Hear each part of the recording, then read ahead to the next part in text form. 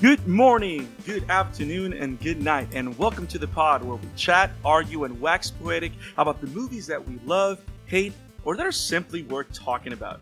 All movies have something to say, and we enjoy trying to analyze what they captured. Welcome to the Chatter After. I am Brandon Alvarado, the Scarlet fan here, and I'm so excited to be back here to talk another awesome movie.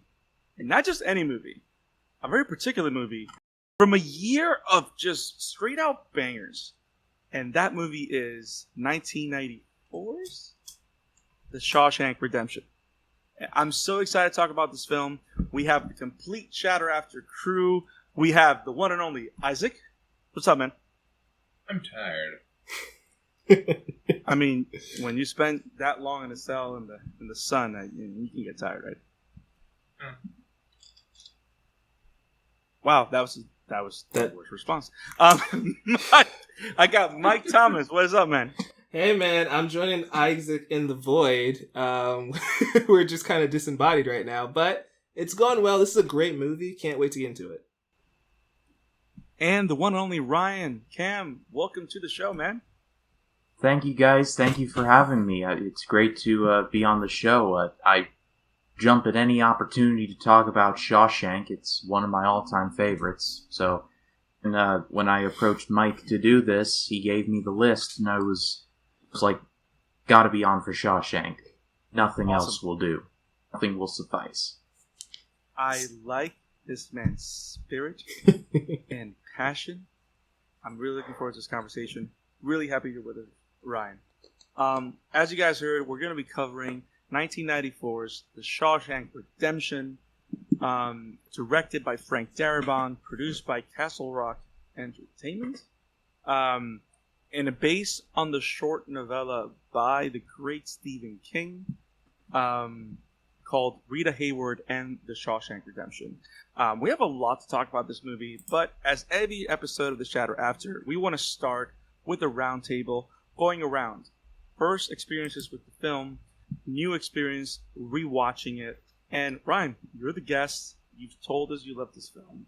Tell us, first experience, what is Shawshank to you? Well, I first saw this movie, and I was born in 1997, so I was definitely not in the generation where I saw it in the theaters. But when I started my channel, I did a month in 2018 called Stephen King Month, where I reviewed some Stephen King-based movies from the 80s, 90s, 2000s, and 2010s. And I tried to choose ones that I had never seen before, and Shawshank was among them. Nice. And so I remember because I try and watch movies in advance whenever I'm reviewing them, like older movies. So it was about a week before I was to shoot my video for the Stephen King month. I was just watching it. I was literally in this room, and I was watching it on my TV, and I was just like, it was like an experience. I was just blown away by everything that was going on. And I think it was about like 30 to 45 minutes in, where I was just sitting there like, I think this might be my new favorite movie of all time. And it's actually Jurassic Park, but this is definitely 1994 as well, right? Park was 93, but 1994 is a pretty loaded year for movies. I mean, Forrest Gump, Pulp Fiction, The Mask, which I just reviewed for the first time. And I could go on, but 94 is a loaded year. And so, yeah, I definitely watched this movie for the first time later in its run, but never, for lack of a better term, you never forget your first time. Very nice. Awesome. Very, very nice. Mike, my man. Yes, sir. Talk to me about Shawshank. Yeah, Shawshank. I'm right there with Ryan. Some of my favorite movies are Shawshank Redemption and, of course, Jurassic Park. But Jurassic Park, I agree, is probably my favorite movie of all time. It's amazing. But in Shawshank, my first experience with this movie was probably like 7 years ago. This is when I really got into film criticism, like trying to understand this medium, right? And a movie that keeps popping up whenever you go to greatest movies of all time is The Shawshank Redemption. So I'm like, okay, I gotta cross that off the list. So it might have been streaming somewhere, or it might have just been like available on demand at the time. But I booted it up, watched it, and it is just a powerful, powerful story. I love everything about it. It's amazing. Can't wait to talk more in depth as we go on in the show. Has anything changed between your first viewing and your rewatch? For me, no, honestly, because this is a movie that I can't watch on a regular basis. I feel like most people probably be in that camp. I'm not going to turn on Shawshank every other day. So it's watched it 7 years ago, probably watched it 3 years ago, and then watched it recently for this episode. So each time I revisit it, even though I know what's happening, I still have like that same experience where you're just sitting there like, this is a masterpiece. Honestly, like it's peak Stephen King for me. It's probably the best thing he's ever done. Well, it's kind of the same thing with me and Lord of the Rings. I can't watch the Lord of the Rings movies every day of the week. It's a legit special occasion. I block out time. I get rid of all other things that I need to do in a given day. When I start Lord of the Rings, I'm locked in. Like, nothing can take me out of it, and nothing really should, if we're being honest. Yes, agreed. Isaac, Shawshank, thoughts? Well, I can't remember whenever I have seen it before, or if I've seen it before, because, well, there's so much going on right now that I can't remember half of it, if I'm being completely honest, but know that watching it last night, or 2 days ago, depending on how you do it, considering it's 2:15 a.m. here right now. Unlike our pilot episode, this is a movie that I can certainly see why it's seen as one of the best movies of all time. Oh, I see boy. what you did there, Isaac. What was the budget on this movie? I'll look it up. Please do. Please do. According to Wikipedia, it was $25 million. That's actually very conservative. I mean, probably a lot for 94, but still conservative. Like peanuts by today's standards. I pay that much when I just go to the gas station now. True. Also, Ryan, the whole budget thing is inside, or should I say, I don't know if I would say inside joke, considering that it was during a recording, but it's an ongoing joke. Let's just put it at that. Oh, man. Brandon, your thoughts on Shawshank? So, it's very interesting, because I was born in 88, and I didn't see it in theaters, but it's funny because I discovered it in my teen years. In the early 2000s, and the cool and interesting about Shawshank is Shawshank was one of those films at my home where if it's playing on the TV, because it's one of those movies that went straight to television very quickly, and it was like a movie that you would see every week or at least once every 2 weeks being played. You know what I mean? It was part of that, one of those films that was in regular TV rotation and TNT, PBS, and stuff like that, right? And if it was playing, like, my folks would sit down and watch it. At least my dad would sit down and watch it. Similar to how he was with The Godfather. Not as much, but with The Godfather was another one that it could be 11 o'clock at night and they're playing that music and he's just going to sit there for 3 hours and not go to sleep and watch The Godfather again. You know, it's that kind of relationship with the film. And I remember Shawshank with a lot of vivid detail because of that. It's like part of my childhood experiencing the film. As I rewatched it now, with the idea of reviewing in mind, it is a movie that just captivates you because of the storytelling, because of the characters, the acting, but also there's this, which I think is very particular of Stephen King's touch or distinguishing talent. There's just a little bit of fantasy that's mixed into all the reality that he writes. Does that make sense? Mm-hmm. Like, this is not a fantasy story, but you notice that it's more fiction than realism.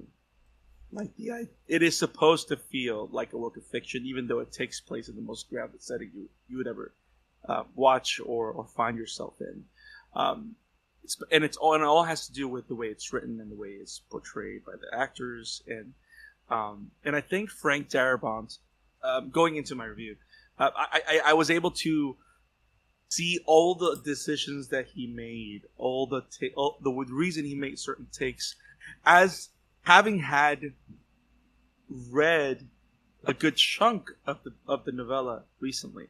As I was preparing for the pod, I could see a lot of decisions that Frank Darabont made, because he didn't only direct the film, he also wrote the screenplay for it. And based on Frank Darabont's Wikipedia, he loves Stephen King because he's done like 4 to 5 adaptations. One of the most famous ones, which is The Green Mile, was also written, directed, and produced by him. Which again, Green Mile is another knock out of the park. Yeah. But I don't know. It's such a smart film, such a captivating film. There's so much sensibility in what it's trying to say that I think is one of the most human stories you'll ever. Because it talks about very human problems and comparisons and dichotomies, and it's a thinking man's film, but it's a thinking man's film that's designed for a layman's. You know what I mean? It's this thinking man's film that was designed for the common man. Anybody can pick this up, and it's not complicated text, but it's talking some of the most profound stuff that you would ever, Yeah. And there's a lot to take off here, and as we go into the review and we break things down, we always do it differently with every single film that we try. But the first thing I want to ask is,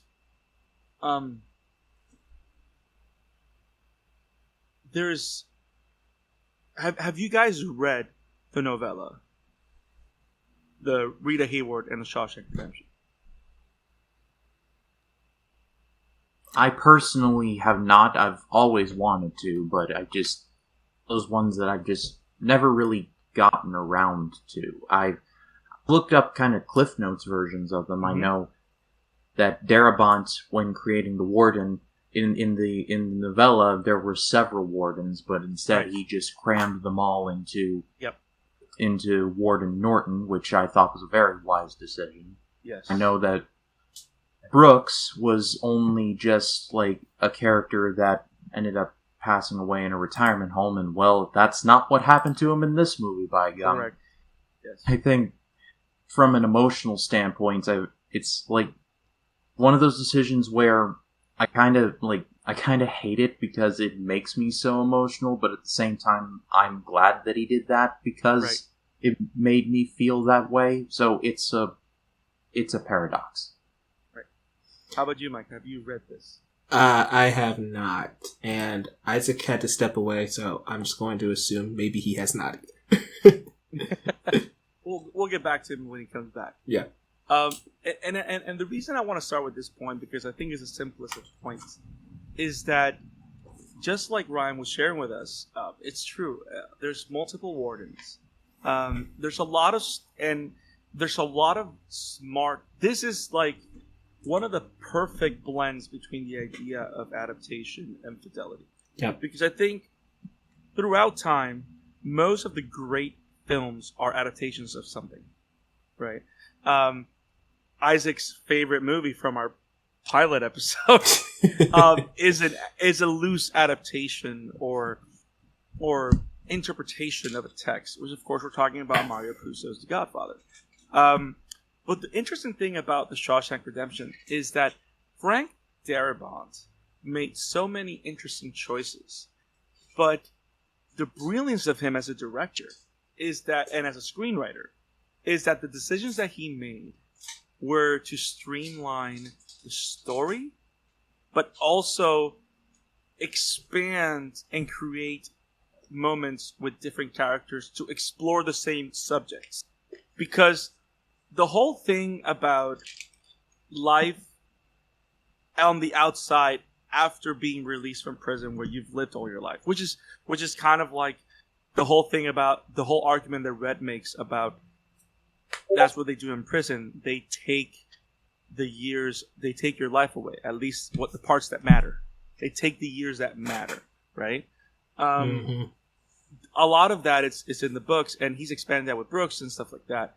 But there's so many interesting decisions in the text that he makes where you personally, not only did he change things to streamline he knew where to expand and explore, but he also knew what not to touch. And the most interesting thing about it is a lot of the dialogue in the film is almost to the T in the book.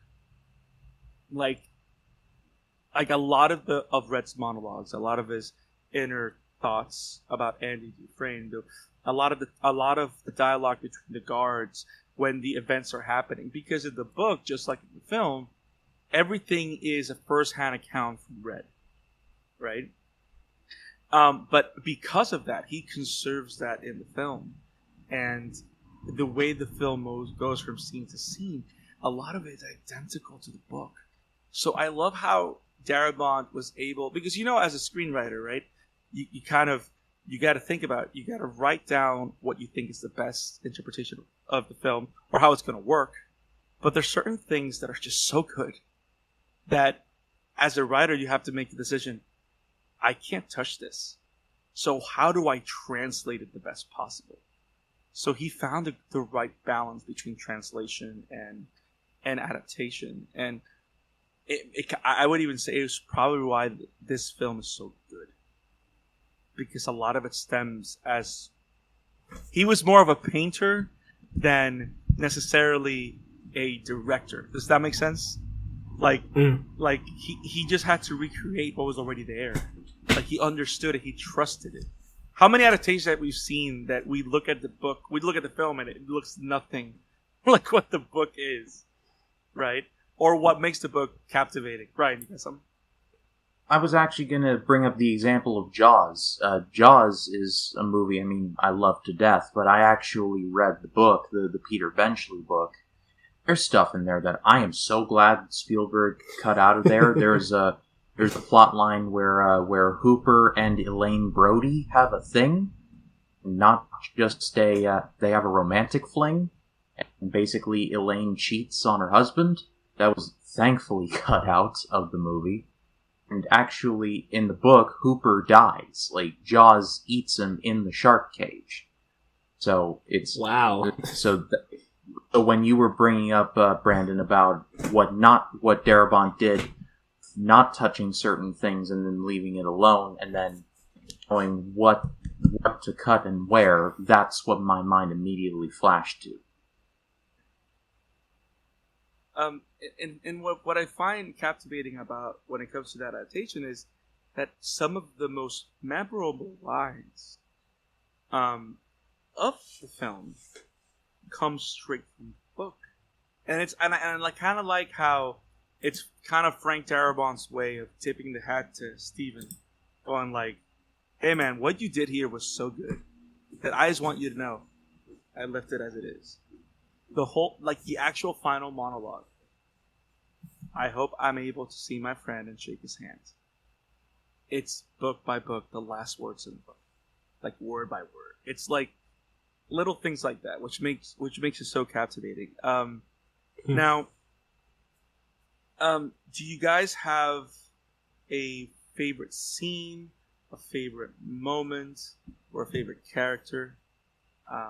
Isak, do you have a favorite thing of Shawshank? A conversation about hope, and my favorite character is Red. Nice. That is a powerful scene, especially after what happened right before. Yeah, for sure. So great. Mike, do you have one? That's a really tough question because, again, like we've spent the last 20 minutes barely scratching the surface of this movie, but still appreciating like the wonder and powerful storytelling that's happening in this film. So if I had to pick one, it probably has to be the ending. It sticks with me to this day. And I'm with Isak. Red is a great character. Andy's also, a terrific lead. Like Tim and Morgan, fantastic job in this movie. It is crazy. Yeah. Morgan Freeman is always 200% amazing. So. What I love a lot about these characters, I'm sorry, Mike, were you done? I don't want to jump. I'm good, man. I'm running backgrounds here anyway, so come to me last. One of the things that I love about the characters in this film, especially our two leads, right? Because, of course, a case could be made that the lead character is actually Red. Because Andy's always seen from Red eyes, right? I love how they are the most intense and collected characters you can see on a screen. And you rarely see characters like that. Kind of like Don Corleone, kind of like Michael in The Godfather. And I keep bringing that movie back. But like characters that say a lot with their eyes, with their voices, with the way they talk in terms of degrees. And like this, I'm not an actor, but I can see this like a masterclass in acting. Because there's so many deliberate decisions that they made for every single scene that not only that, the idea that they have to find they were able to find a way to capture how these characters have aged. Because you got to think about it, we're with these characters for a period of almost 25 years. Yeah, because I know that because Andy was 19 years, and when the movie starts, the movie starts in 47 and it ends in the mid 60s, so 25 years. I think that's a conservative estimate. Right. And when Andy arrives, Red's already been there, 10 or 20 almost? Right. He's already been there for a very long time. You first see Red, he's getting his parole hearing 10 years into a life sentence, so it's 10. Right. And then we see the 20, and we see the 30 then. And the idea that how they age throughout that, and the conversations that they have, how the conversations age with them. Also, I kind of like, since I haven't talked about my favorite scene, I don't think I have one. It's one of those things. Cop out. Pick any scene. What was that? I'm sorry. But I'm going to mention a good scene, damn it. It's really hard. I'm going to cop out, but I'm going to mention this. Oh, man. I love the different ways that Darabont showed, he didn't tell, but showed the monotony and routine of the prison. There's so many deliberate shots and kind of filler scenes that are all to kind of produce that sense of monotony for us to know where we're at. And I find that as just a very clever storytelling tool. And the scene that makes me look into this is that every time we go to a parole hearing, what do we see? It's a completely black screen and the little screen on the door where you can see through the door. You get that scene there, and then the door opens. And it happens the same way all 3 times with different people on the board, of course. And every time Red goes in, the first time he says he's a changed man. 10 years go by. Same thing, but with no intensity at all. Because he just lost his friend Brooks. So you got to think he doesn't want to go out right now. Because he's seeing like the end of his life leaving. And then by the time that we get to the 30th year and he's there again, he's just done with the bullshit. So I like that. I like all the scenes where we see all the prisoners roll in. We got like 4 of those where they all just like we know we're in a prison. We don't need to see that again. But it was a choice. Mm. The ways we were introduced to South, like I don't know, there's just a lot of different little things like that. I do like the rooftop. That is one of my favorite scenes. And having read the book made it feel so much impactful because I read it and then I saw it and it was identical. Anybody see my cousin video? Identical. It was great movie. It was great. Yes. But that moment in the roof, which brings me to, well, actually, before I say that I could say that's my favorite scene. But I want to go back to that scene in a minute. But Ryan, I haven't asked you. Favorite scene or moment or character? Yeah, that's a toughie because I have a lot of favorite scenes. But you can cop out. I did. I'm the host. So if I cop out, you can. Unfortunately. I'll we'll say my favorite scene, and then it bleeds into it, is when Andy escapes, and we first see where Warden Norton is like, well, hallelujah, he just disappeared, and he like takes the rock and throws it through the Raquel Welch poster, and we're just like, what? Yep. And he tears away the poster, and that brilliant shot of the camera panning out through the hole as the reverse Jaws. Exactly. Like as Norton, the Warden, and Red all look through the hole, and then it just goes into the montage of how, for the past 25-ish years, every night, Andy has just been eating away at that hole, despite literally everything we've seen so far. Everything that he's taken out, he has dumped in the yard, and it's an unraveling of here's how he made this all work, and it's just building and building and building to where he goes into that horrible pipe and with all the literal crap he has to swim through till he finally gets to the other side in the iconic shot. Definitely a safe choice for a favorite scene, but every time I'm just, even though I know exactly what's going to happen, I'm like, come on, Andy, swim, man, swim. I'm just sitting there just like rooting him on like I'm watching it for the first time. And then of course everything that happens afterward is just complete catharsis. So everything that happens with Norton and Nancy Brown and just everything that happens, it just perfection. It really is. I agree. Terrific moment. And also the iconic scene, hands up in the air, rain. The idea of being able to just be free, right? And it was a perfect it was perfect because before, after Annie had just gotten out of the hole, that iconic wall scene where you just look at him and he's just like, yeah, I think he's just like, the movie does a great bait and switch where you think, oh well, he's either going to just resign himself to his fate, or he's just going to do something quite drastic. He says the get busy living, get busy dying line, and Red's like, now don't you do anything too drastic now. And Andy tells him about the brick wall, and you're like, what does that have to do with anything? And then through the montage, it just all makes perfect sense. It's like a puzzle piece where you get everything. The pieces were on the table, but they weren't arranged properly, and that whole montage just assembled all the pieces in perfect order, and you're just like, it's a miracle. You took the word out of Samuel Norton's mouth. It's a miracle. Yeah.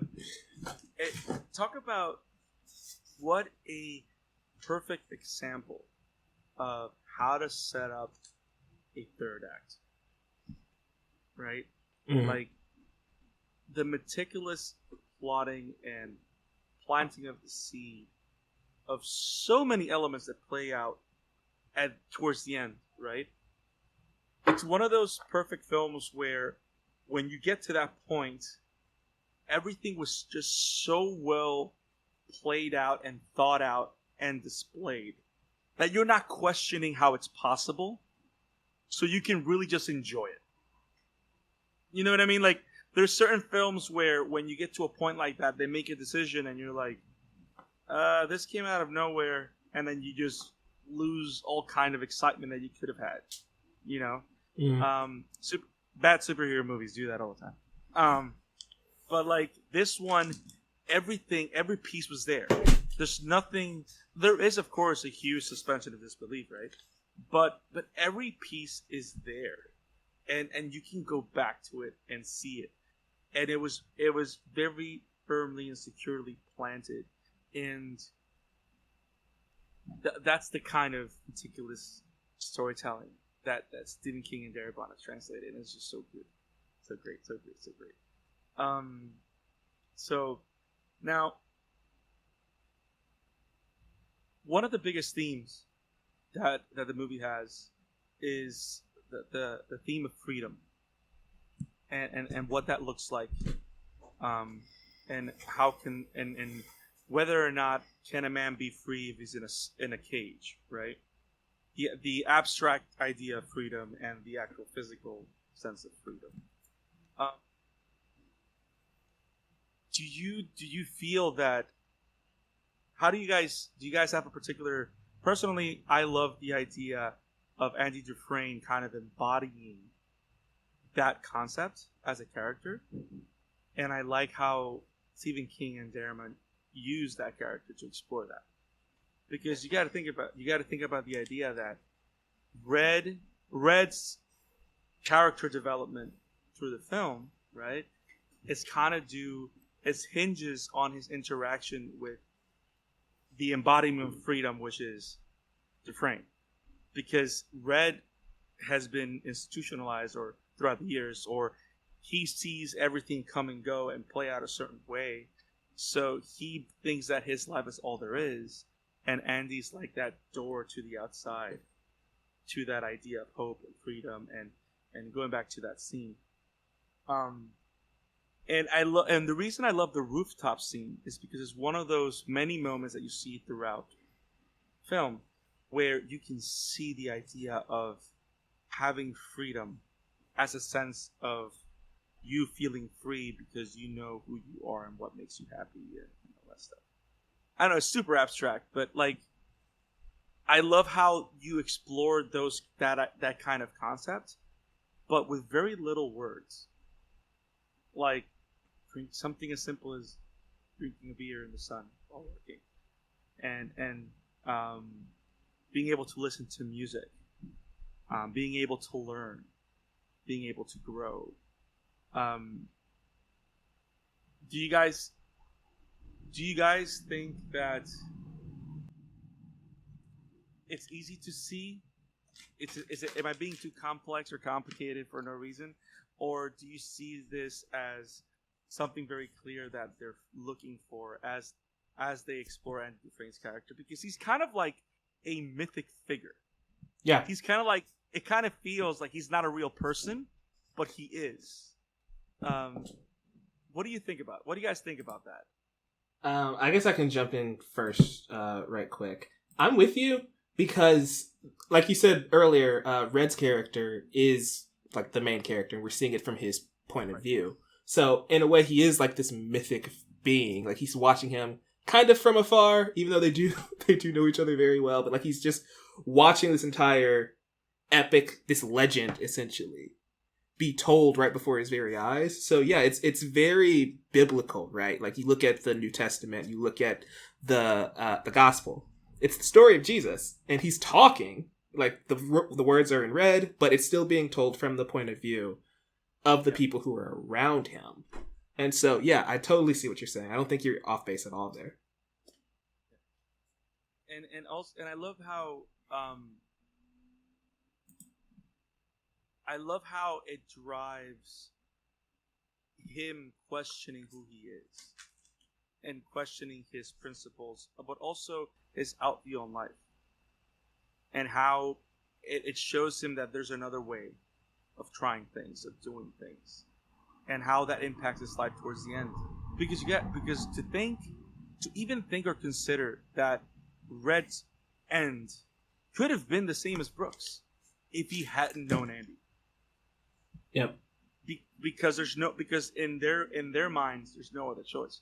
Which the whole storyline with Brooks' character what I love about that, not what happens, but the story that's told through Brooks, right, is that it all goes down to the fact that men are defined by their choices and by the paths led in front of them, right? And I love how through the idea of freedom and choice, the writers are able to explore. Of course, I'm meaning about Darabont and Stephen. They're able to explore the idea of how men are defined by choices and the ideas of good and evil. Because one of the things that I love about Stephen King is that when he explores good and evil, he's very like black and white kind of. You know what I mean? Like he doesn't explore good and evil as in between, but he explores good and evil as a greater good and a greater evil, right? And I love how the film finds this particular story finds ways to explore the ideas of choices and how the choice that you make is what makes you a good or bad man. Especially when you find out that a lot of the people that are in the jail, that we are following at least, are actually good men that are trying to be better. And the people that are running the jail are people that are choosing to be evil and to do the worst things imaginable. The prisoners have this inside joke amongst themselves. It's an early scene where Andy asks Andy what he's in there for, and then he's like, "I'm innocent," and Red's like, "Sure, we're all innocent here." And he looks at I can't remember his name right now at the top of my head. He Haywood. said Haywood. But thank you. Looks at Haywood's like, "Hey Haywood, what are you in here for?" And he's like, "I'm innocent. The lawyer did me in," or something like that. There's a great deal of acceptance of their situation and just trying to make the best of it. And it's ironic. You were talking about freedom and all that. It's ironic. We're talking about a movie about a literal prison where you are locked up for 23 hours a day. That we're talking about freedom now. It's an inversion of what it's supposed to be. Right. I love how you mentioned that what a setting to explore such a concept. Right? And you could even say that the reason this story takes place in a prison is because what better way to explore the idea of freedom as a metaphor by dealing with people that are actually there. And like you said, there's an idea of acceptance where everybody, at least of that main crew that Rhett and Andy interact with, right? These are all people that understand why they're there, understand what they're guilty of, and understand that they're there and they deserve to be there. Whatever that looks like or means, right? And the fact that all of them, in some way, shape, or form, made the choice to be the best that they can, to be what they think is good, as opposed to just use it as an excuse to continue to do wrong. Because then you have like people like the sisters, where they're just the epitome of, like evil or people that are just twisted, that keep making the decision to make people's lives miserable, right? You never see any one of the main crew doing that because they have a sense of good and evil to a degree of what's right and wrong.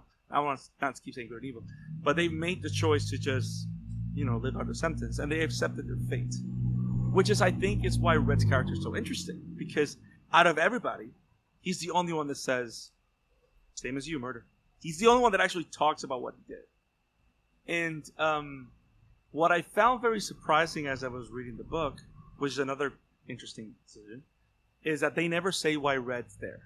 They say that it's a murder, but they never say what he did, which I want to share just for the sake of complimenting Darabont, but he literally committed insurance fraud and killed his wife. Like, it was like really dark.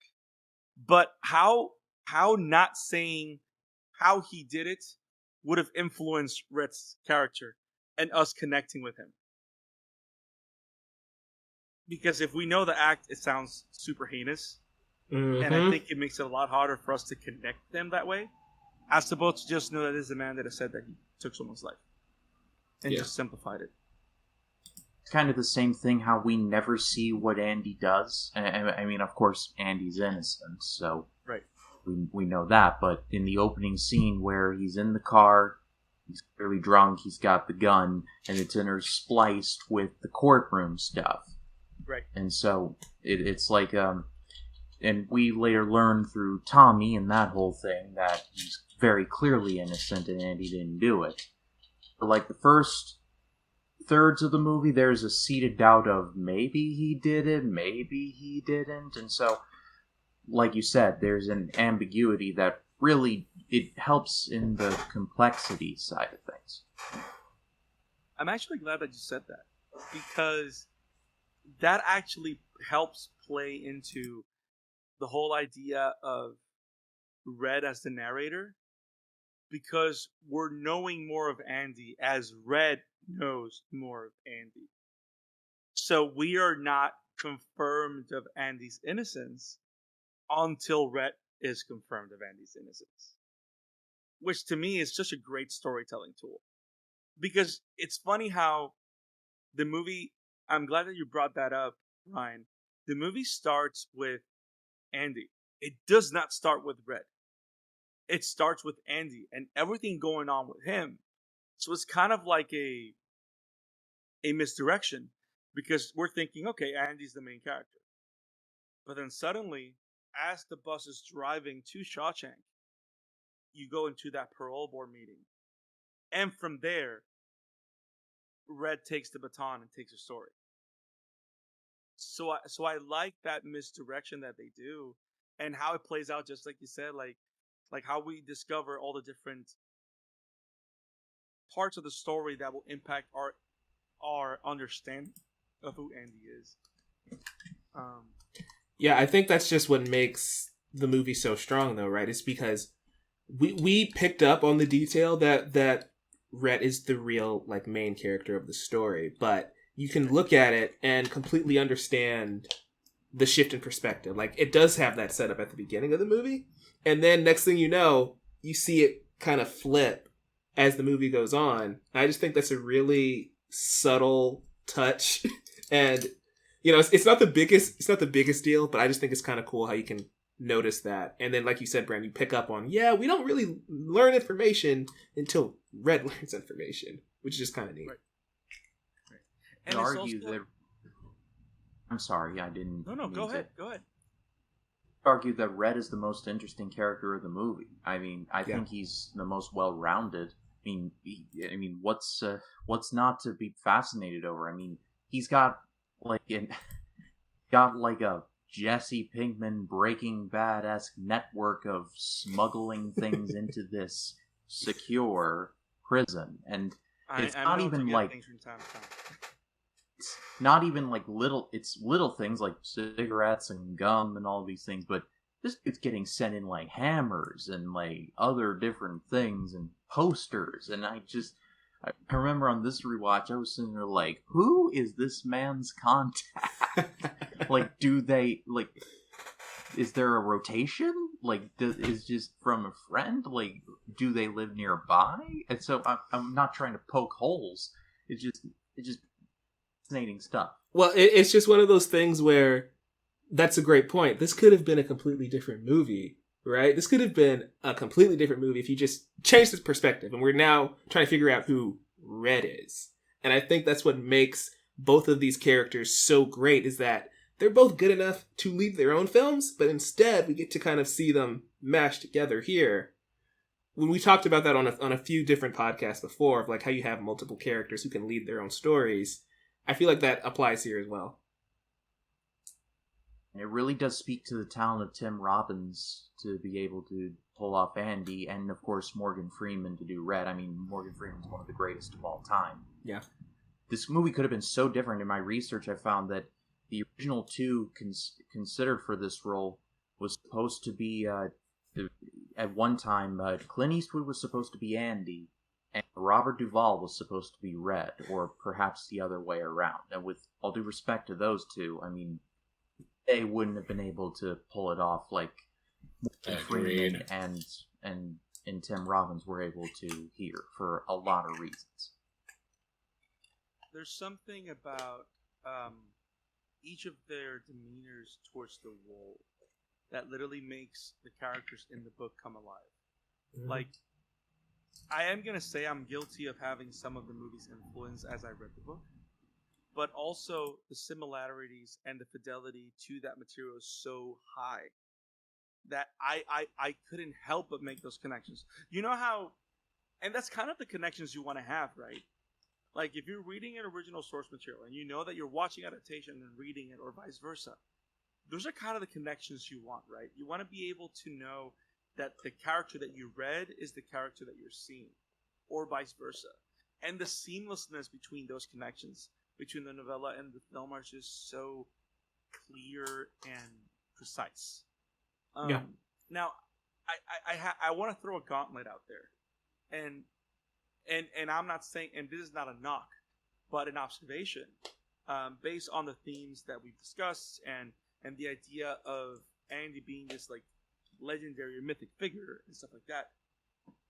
Isn't it interesting that Andy and Tim Robbins' performance being so great on a character that does not grow? Andy is the same person going in as he is the same person going out. Yeah. He is like he's literally like a thing, right? It doesn't change. And he's unfazed, not unfazed, but like, even though he is dealt through the gauntlet of everything that happens to him in Shawshank, he doesn't lose who he is. Like, he's something that's completely formed. Like, he is a rock that's already been polished and made into what it is, right? And Red is the only character that changes and grows and manifests into something different. The one that has a clear start and finish line, right? And it's like when the unstoppable force meets the unstoppable object, you know, that whole thing. Mm. I love how that's what makes these characters work so well, because you have Red's character having so much drastic character development throughout, and Andy just being this thing.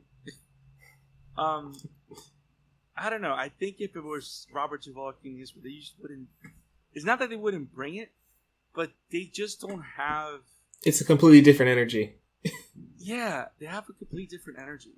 Yeah, and I mean this as an observation, like how I love the fact that they were just that they had the eyes to pick the right actors at the end of the day, because I think, if I am not mistaken,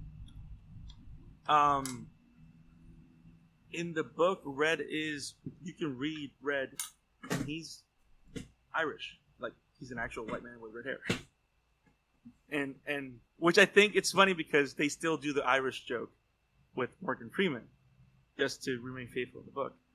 But talk about the actor just picking the right actor because he has the talent to do what's necessary. And I always give kudos to, which is why anybody can be Mr. Fantastic, right? So it doesn't have to be a white man. Yeah. Mr. Fantastic. Yep.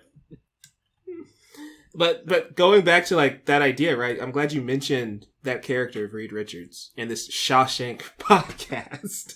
But like, think about it, right? Chris Evans and John Krasinski both auditioned to be Steve Rogers. I cannot imagine John Krasinski as Captain America. Great actor. I think he's a great person. I just don't think he would have fit that role particularly well. And so it's the same thing here, where it's like, sometimes, as good as an actor might be, for the story to reach its fullest potential, you've got to go in a different direction. And I'm glad they went with the direction they went with. Because Clint Eastwood and Duvall, fantastic. Some of the greatest of all time. I don't think they would have hit the same. It still would have been a good movie. It just wouldn't have hit the same as what we ended up getting.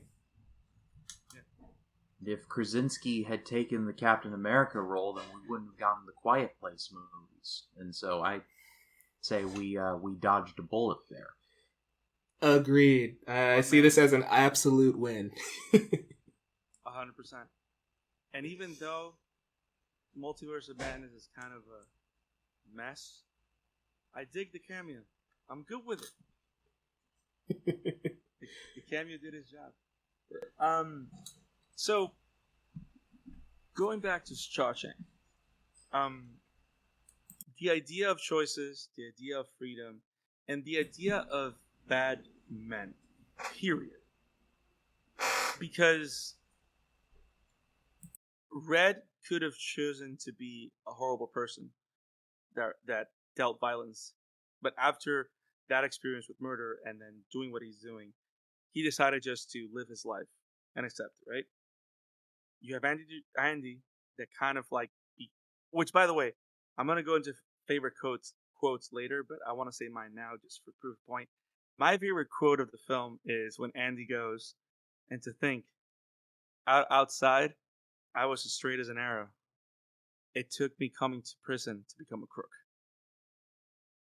Another favorite scene of mine when they're in the library and Andy's explaining like his whole Randall Stevens scheme Yep. to Red, and Red is looking like, "Are you?" Like, he's got more of an expression of, "Are you for real right now?" And like as they're stacking books, Yep. and when he drops that line, I was like, "Oh yeah, that's a great deal of irony right there."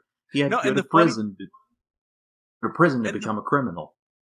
Yeah, so great. So great. And to think that by then we still don't know that Andy's actually innocent. So Exactly. that line just lands. And we're laughing with Red. You know, like it's just great. We're just going along for a ride. And then we have the warden. Oh man, shout out to Bob Gunton. He's a great actor, and he's So especially in like Daredevil when he was Leland Owlsley in season 1. I thought that was a great choice. Shout out to Bob Gunton. He's a great actor. I absolutely despise this warden, like especially as a Catholic. He waves that Bible around like it's like attached to his hand, when in reality he's like the biggest sinner that I've ever seen. So in that respect, he more than did his job. So Bob Gunton, like, up for me, did his job effectively. I could not stand this person.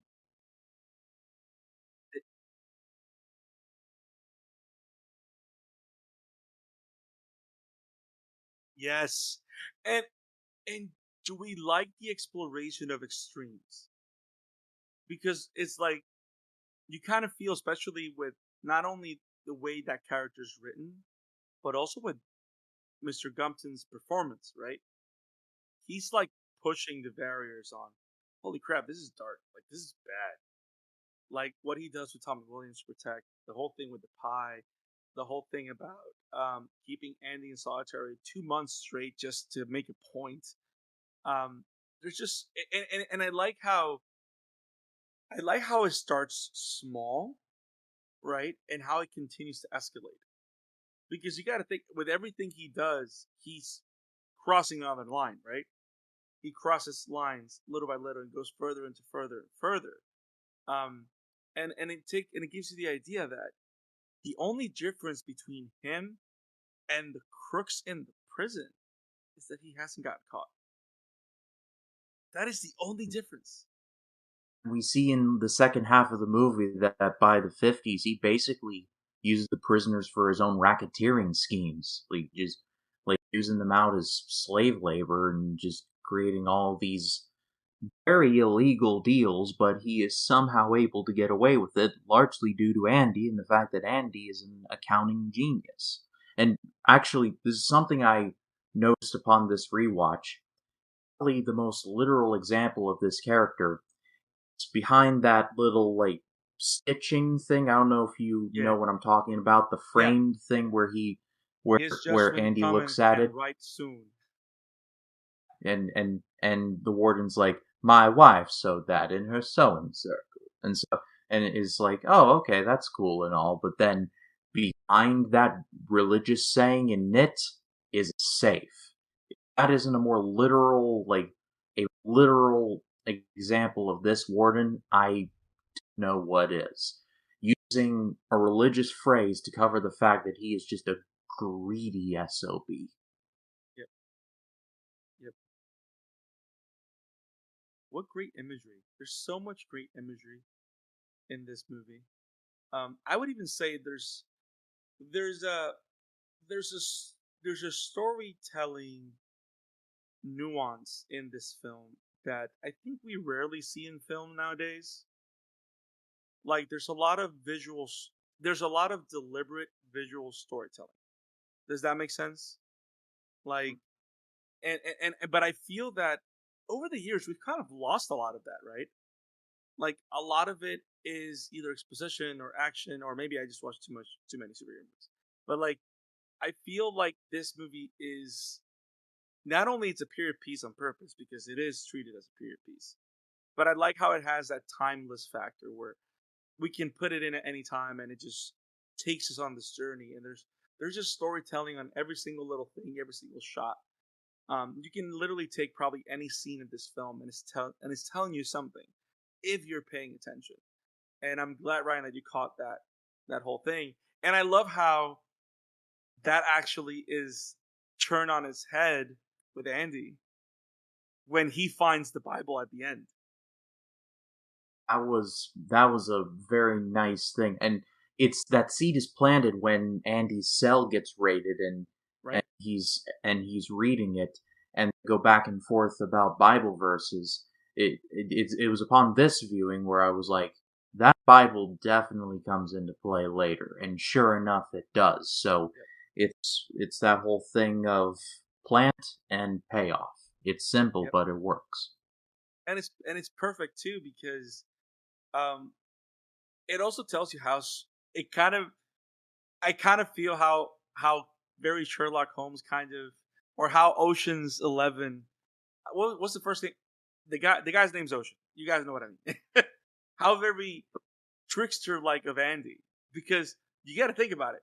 The only reason they didn't open that Bible is because he was reading it. So like he knew how to not direct, how to avoid. Like he spent his life avoiding attention, and that's just who he is. So he knows how to trick people. And I don't know the way they deliver the lines, especially knowing what happens when he goes like, "Oh, I do not want." Bob Gupton's character, Sam Norton, goes, "I do not want to deprive you of this because salvation lies within." And then just the delivery of the line at the end, where he just opens it and reads it, and it just takes. I don't know. There's a lot of good scenes, a lot of visual storytelling. Did I say that I love this movie? Yeah. So one of my favorite quotes is easily Andy Dufresne, who crawled through a river of shit and came out clean on the other side. And like it goes back to what Ryan was saying, right? It's one of the most cathartic moments in the movie, but it's also just a metaphor. It's again that mythological being of, yeah, you're gonna go through some crap, but you just gotta keep fighting and keep digging and keep powering through, and you're gonna come out of it. And it's just a powerful moment and one of the most powerful shots in all of cinema. As he looks up to the heavens and you see the rain just pouring down on him, washing all the crap away. It's amazing. Underrated moment is when Andy crawls through the hole and is on the pipe and he's got the rock and he's like waiting to try and time like when he smashes with the thunder. There's like thunder smash and then thunder smash, and on the third time he gets it and just literal human crap just sprays up into his face. You're just like, you gotta get in it now. You're almost there. Yep. And to think, it's 500 yards. Once he gets in, especially the way that how thin that pipe is. I mean, you can't just backtrack. Like, oh, it's way out, in the words of the Allman Brothers. Yep. What an interesting picture. The idea of his freedom lies after going through all the darkness. You know, like it's a whole light end of the tunnel kind of thing. Especially now, the whole like the way you were talking about it, Mike, make me think. It's also kind of like a Greek tragedy thing. Yeah. You know what I mean? Like it feels like the whole Like, I don't know. There's Hercules is here somewhere. Like, like it feels that epic and that it's like Ben-Hur in a sense, kind of. yeah. I was gonna say Clash of the Titans. I think that applies, sorta. Yep. Now, what I love also about that scene is how it speaks about the power of the human spirit. Yes. And the idea that the world can be going to literal shit, but if you allow it to, but it will only end you if you allow it to. Like, you would only drown in the shit if you don't swim out. Which is literally what, like, that's the imagery, right? There is a path, there is a way for you to come out clean at the end. But it has to be on you. It's on you. Where's that? I'm thinking about this. There's this film.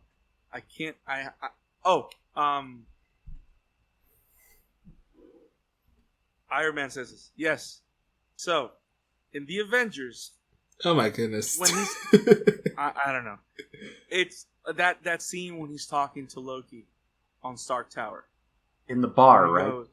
Yes. When he says, if you do this, if you go towards it, it's all on you. Like, literally telling Loki, like, okay, you can try and conquer this, but the Avengers are going to come to get you. And maybe there's a throne, but whatever happens, it's all on you. And the idea that that's the imagery, right? Like, Dufresne is just, he spent 2 months in solitary. He's back doing this laundry business. And he's spent years digging this hole. What is he going to do? Part of me kind of thinks, when you look at the timeline, am I the only one that thinks that he stayed behind because of Tommy? Makes a lot of sense. I mean, I think that he took a liking to Tommy and trying to help him. Yep. And then finding out what he found out, right?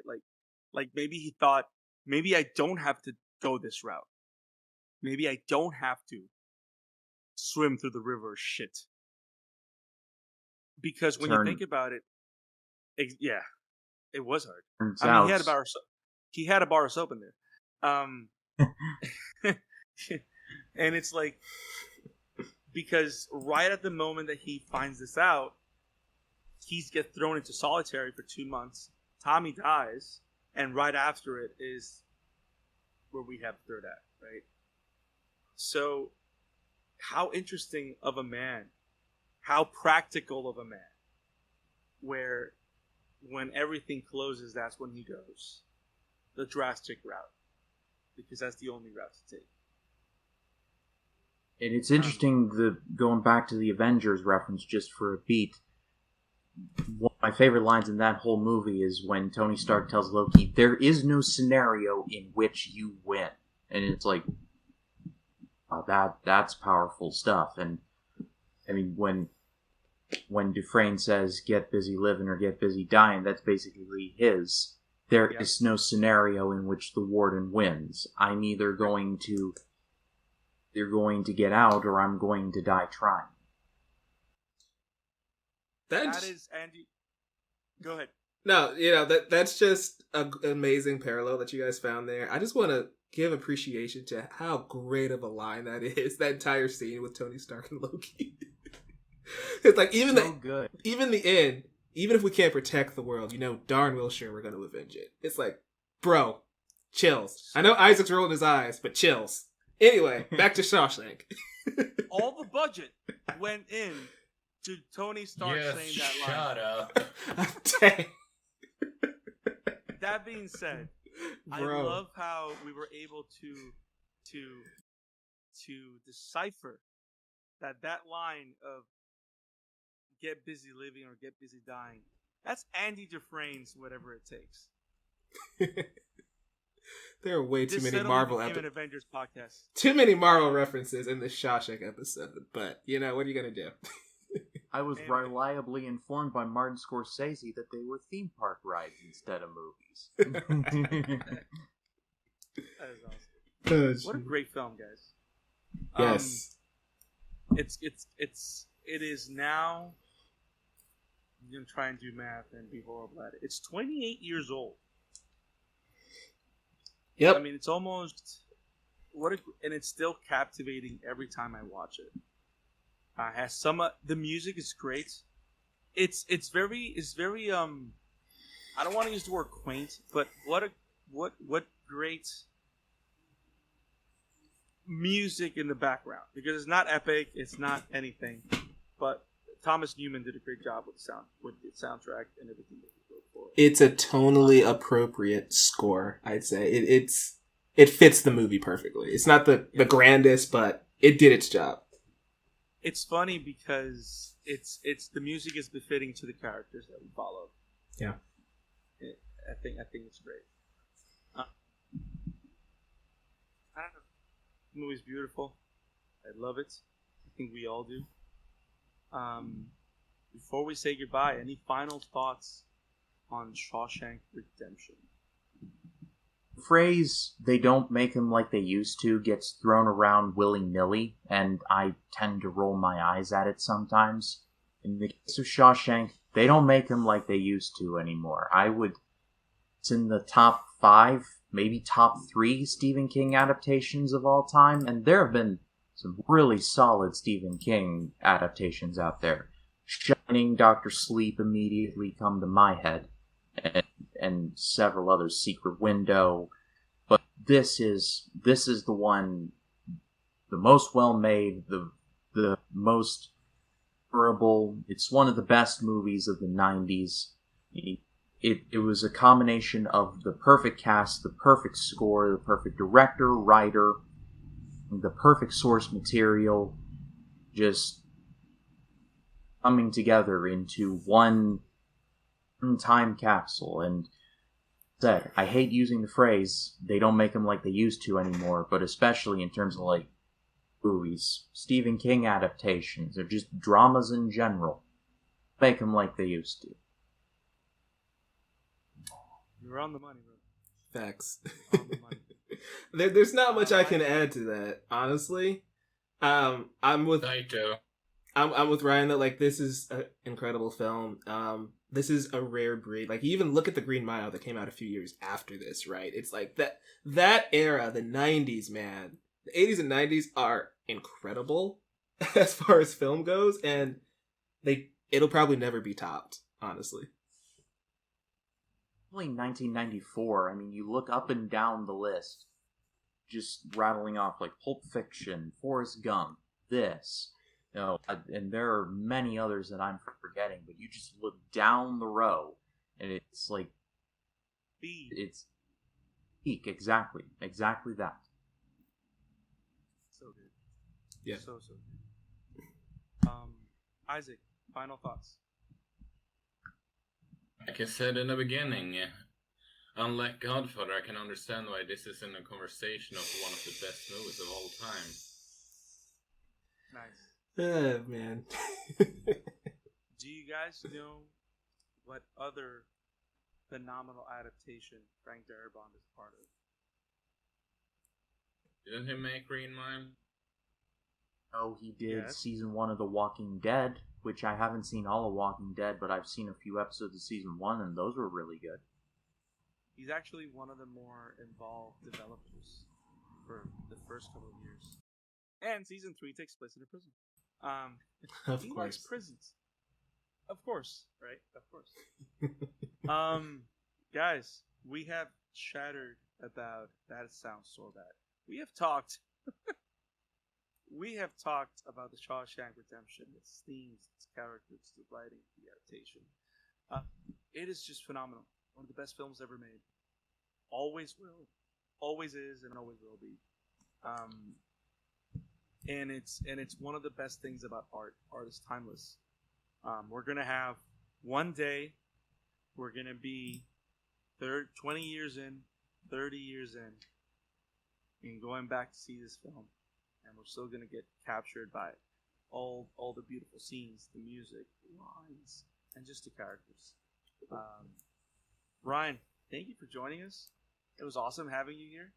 and hearing your thoughts about Shawshank Redemption, you got a channel. Tell us all about it. Drop it. First of all, I loved being part of this. I'd love to be back on. Not begging or anything, just throwing that be out into the universe. You'll be back. Don't worry about it. Got the test, yay.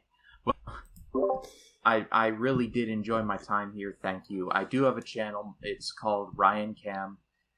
I cover a lot of stuff. On Mondays, I cover the OG Twilight Zone series. I'm just about to wrap up season 2. It's been a lot of fun covering that whole show. On Wednesdays, I have a podcast, Life in the Movies, where I co-host with my friend Jacob Martin, who has a channel of his own. I don't know when this is going to air, but the next episode is going to be our August preview. We're going to be talking about all of the movies releasing in August on theaters, streaming, and whatnot. And we'll also be talking a bit about the Marvel lineup that Marvel announced at Comic-Con, but we won't be touching on it too deeply because our previews are always like pretty long episodes, so we always on certain relevant things and then go straight into the preview. So that's on deck. I'll be seeing League of the Super Pets, so I'll be reviewing that. And then this coming Sunday, it'll be dropping my first reaction to Alex Proyas's The Crow. I have a list of first-time watches that I want to get out of the way before I dive into my Scary Mania series in October, where I review 31 horror movies in 31 days. It gets pretty involved in the month of October, so just some bucket list movies out of the way, so while I still have some time. If you all haven't checked me out, do. Links in the description. Awesome. Isak, where can people find you, my sleepy friend? Well, you can find my work at Robbins Entertainment, you can find me over at Emblemania on Twitter, and you can find the Anime and Manga Pod that me, Mike, and Brandon are doing over at the Amateur Otaku Pod at Twitter, and we are at YouTube at the Amateur Otaku, and also on every podcast site besides Podbean for some reason, and, well, did I miss anything? I think you're good, man. I don't think so. Mr. Thomas. Yes, sir. Well, if you guys are watching the YouTube channel, this is the first time I'm not on screen for the episode of the podcast. It's the first time I'm not on my own YouTube channel. That's weird. Anyway, youtube.com/novice-cinephile. You can find all my work there. Also on Twitter at novice-cinephile. Also at collider.com. I'm writing over there constantly, as well as Geeks Vibes Nation. And yeah, find us at the Amateur Otaku, and of course, check out the Chatter After wherever you get your podcasts. It's a great time. Love it. And you can find me at the Scarlet Fan 52 on Twitter, at the Scarlet Fan 52 on Instagram, and somehow I'm on TikTok. I have no idea what I'm doing there. But you can find me here at the Shadow After on the part of the Novice Cinephile Network, and you can find me also at the Amateur Otaku Podcast, where I talk awesome anime with these awesome folks. If you love what you're listening here at the Shadow After, make sure you click our follow button. Follow us on Spotify. Follow us on the Nova Cinephile Network. We have plenty of movies that we have yet to cover, and shows that we have yet to cover. Check out our outrageous episode on The Boys. We do a lot of crazy stuff. A lot of good stuff, though. So, the shadow rises. Keep it up. Keep watching movies. And stay awesome, guys. Peace. Peace.